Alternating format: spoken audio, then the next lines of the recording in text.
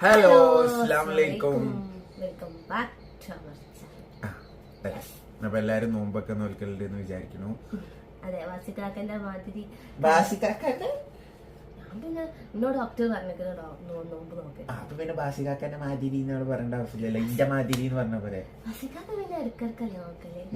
ഞാൻ ഇടക്കിടക്കൊന്നുമല്ല കേട്ടോ, 2 ദിവസം പനിച്ചപ്പോ ഞാന് ശരിയാണ് സ്കിപ്പ് ചെയ്തേക്കണു. കാരണം ഉറക്കൂല്ല, അതിന്റെ ഇടയിൽ കൂടെ ഞാൻ ഒഴിവാക്കിയേക്കണു. ബാക്കിയൊക്കെ ഞാൻ നോറ്റിക്കണ്.